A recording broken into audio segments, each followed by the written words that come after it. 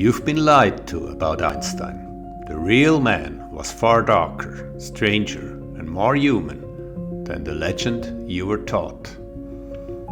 They showed you the wild hair, the tongue sticking out, the genius who changed physics, but they never tell you about the Einstein who struggled with depression, the Einstein who was investigated by the FBI for decades, the Einstein who believed in ghosts, or at least couldn't rule them out, the Einstein who thought we might be living in a simultaneous before that was even a concept.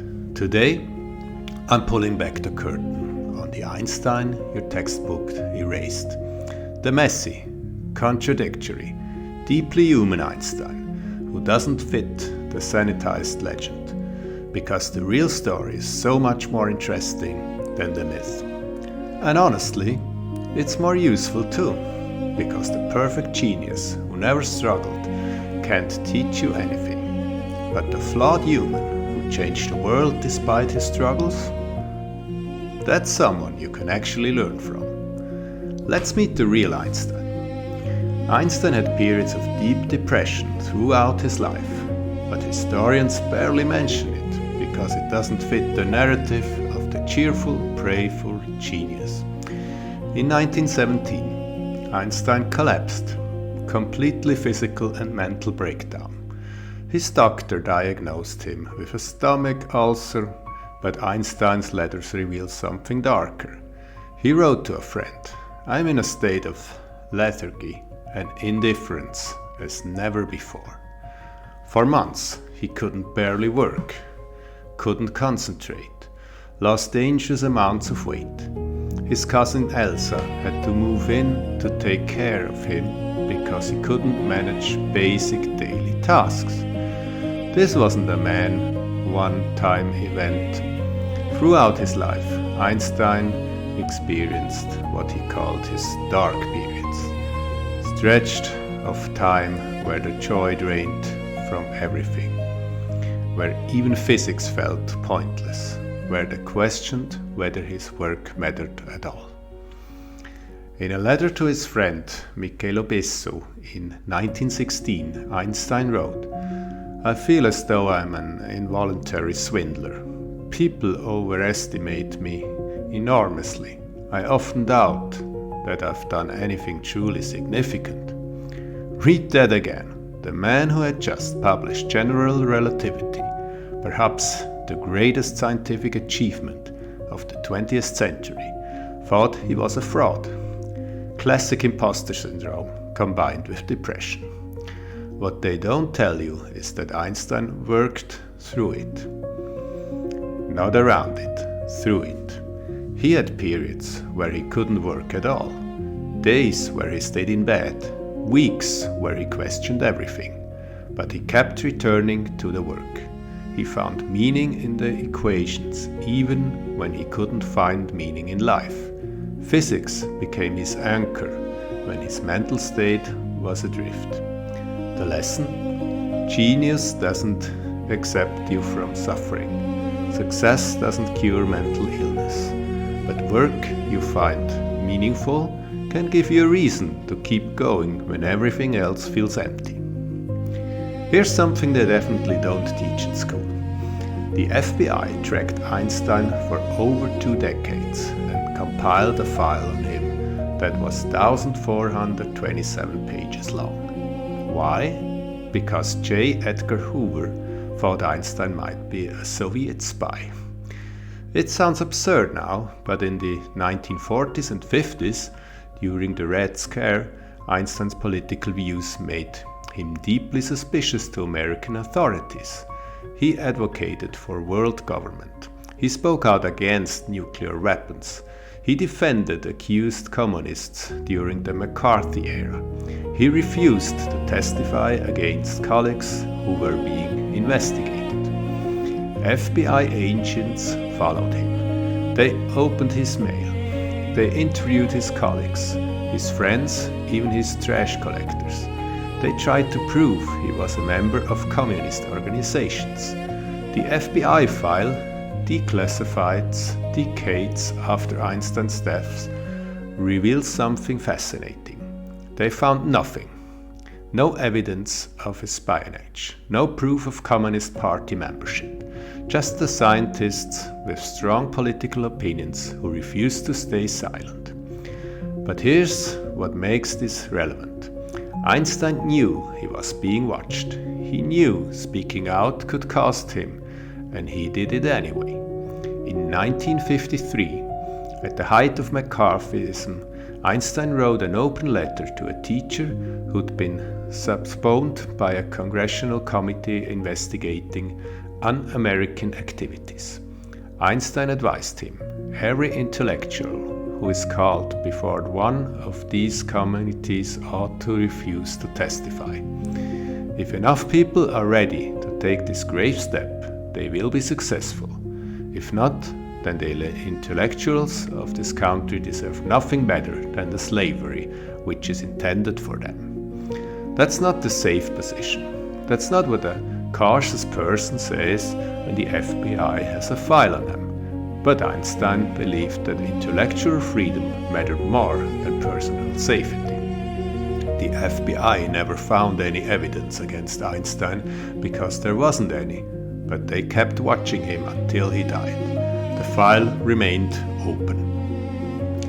The hidden lesson? Standing up for what you believe will cost you. People will suspect you. Institution will target you. But Einstein's reputation survived the FBI file. What wouldn't have survived is if it stayed silent when silence meant complicity. Here's something that will surprise you. Einstein couldn't completely dismiss the paranormal, not because he was suspicious, but because the physics left the door open. In 1946, Einstein was invited to investigate claims of telepathy by paraphysicist J.B. Rhine. Most scientists dismissed Rhine immediately. Einstein didn't. He responded carefully, saying that while he was skeptical, he couldn't rule out the possibility that some form of information transfer existed that didn't yet understand. He wrote, "The problem with telepathy is not whether it exists, but whether we can design an experiment that would distinguish genuine telepathy from chance and fraud." That's classic Einstein. Not believing or disbelieving, but asking. What would the evidence need to look like? But here's where it gets really interesting. Einstein's physics actually implies something almost supernatural, quantum entanglement, which Einstein himself helped discover, means that two particles can be connected in such a way that measuring one instantly affects the other, regardless of distance. Einstein hated this. He called it spooky action at a distance and spent years trying to prove it couldn't be real.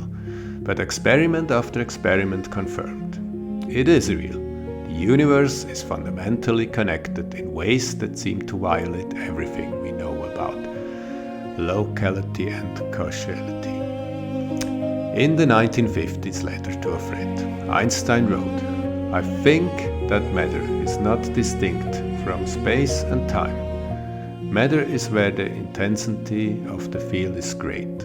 Space and time where the intensity is small. There is no space and no time where there is no field." What's he saying? That reality isn't made of separate objects in space and time. Reality is one interconnectional field, and what we call objects are just dense regions of that field. Sound familiar? That's basically what mystics and spiritual teachers have said for thousands of years.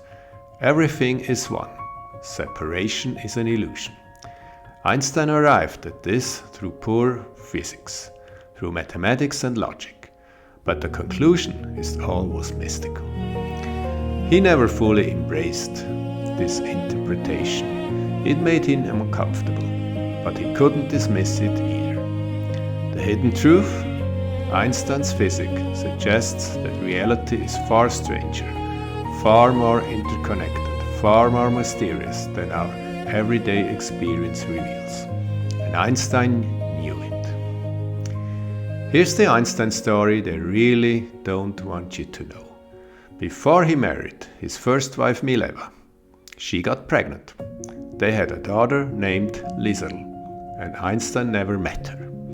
This was discovered only in the 1980s when historians found letters between Einstein and Mileva from 1901 till 1902. The baby was born in Serbia while Einstein was in Switzerland. He never traveled to see her. He never acknowledged her publicity. What happens to Liesel? We don't know for certain. She either died of scarlet fever as an infant or was given up for adoption. Einstein's letters stopped mentioning her after 1903.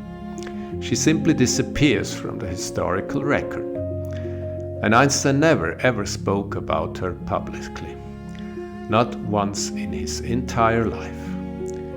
When historians discovered these letters, it shattered the image of Einstein as the kindly, compassionate humanitarian. Here was a man who abandoned his infant daughter, either through death or adoption, and then erased her from his life story. His defenders argue it was 1901. Illegitimate children carried enormous social stigma. Einstein's career would have been destroyed if the scandal became public. He was protecting himself and Mileva. Maybe, but read his letters from that period. There's shockingly little emotion. He mentions Liesel the way you might mention a problem you're hoping will resolve itself. He never expressed anguish about not meeting his daughter. He never rages about the injustice of the situation. He just moves on. By 1903, he's married Mileva. By 1905, he's publishing his Miracle Years papers. And Liesel is erased from history until historians uncovered the truth decades after Einstein's death. What does this teach us? Even people who do extraordinary good can do terrible things. That genius doesn't equal virtue. That the capacity for revolutionary thinking and the capacity for moral courage are completely separate skills. Einstein changed how we understand the universe, but he couldn't face his own daughter. Both things are true. Now let's talk about Einstein's politics, because they were far more radical than most people realize. Einstein was a socialist, not metaphorically. He literally advocated for socialism. In 1949, he published an essay in the first issue of Monthly Review magazine titled "Why Socialism?", where he argued that capitalism was fundamentally unjust and that only a planned economy could provide human dignity for all. He wrote, "I'm convinced there is only one way to eliminate these grave evils, namely, the establishment of a socialist economy, accompanied by an educational system which would be oriented towards social goals." This isn't centrist, apolitical scientist they teach you about. This is someone advocating for the abolition of capitalism. But Einstein's politics went even further. He believed in world government, a single global authority that would supersede national governments and prevent war. After seeing the devastation of 2 world wars and the development of nuclear weapons, Einstein became convinced that nation-states were obsolete and dangerous. He wrote, "As long as there are sovereign nations possessing great power, war is inevitable. The only way to prevent is to create a world government which controls over military power." Many Americans saw this as treasure. The idea that the United States should surrender sovereignty to a world body, that was a non-American, dangerous, possibly communist. But Einstein didn't care. He watched nationalism lead to World War I. He'd fled Nazi Germany. He'd seen Hiroshima and Nagasaki. And he concluded, nationalism kills. Borders kill. The only rational response to nuclear weapons is global cooperation or extinction. Was he right? We're still debating that question, but what's undeniable is that Einstein was willing to advocate for deeply unpopular positions because he thought they were correct. The hidden side? Einstein wasn't just a scientist who occasionally commented on politics. He was a radical political thinker who happened to also be physics. His entire worldview was integrated. His physics informed his politics. His ethics informed his science. They don't teach you that because it's complicated. It's controversial. It doesn't fit nearly into the genius who discovered the relativity story. But it's true. Here's the part of Einstein's story that's genuinely sad. He spent his final decades scientifically isolated, chasing a theory nobody believed in. From the 1930s until his death in 1955, Einstein worked obsessively on what he called unified field theory, an attempt to unify gravity and electromagnetism into a single mathematical framework. He believed this would be his greatest achievement, surpassing even relativity. But nobody cared. The rest of the physics community had moved on to quantum mechanics. Young physicists through Einstein was wasting time on an impossible problem. His method seemed outdated. His intuitions seemed wrong. In a letter to his friend Max Born in 1944, Einstein wrote, "I'm generally regarded as a sort of petrified object, rendered blind and deaf by the years. I find this role not too distasteful, as it corresponds very well with my temperament." He's joking, but there's a pain underneath. Einstein knew the scientific community had left him behind. He was still famous, still respected, but no longer relevant to cutting-edge physics. And he never solved the unified field theory. He filled notebooks with equations, tried approach after approach, but never found the answer he was searching for. On his deathbed, Einstein asked for his latest notes on unified field theory. He worked on equations until hours before he died, still chasing the solution. Was it a waste? From one perspective, yes. He spent his final decades on a problem he couldn't solve, while quantum mechanics, while he never fully accepted, became the foundation of modern physics.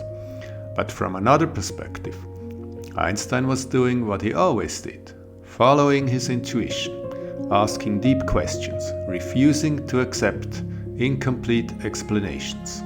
Modern physics is now pursuing theories of everything, trying to unify quantum mechanics and general relativity.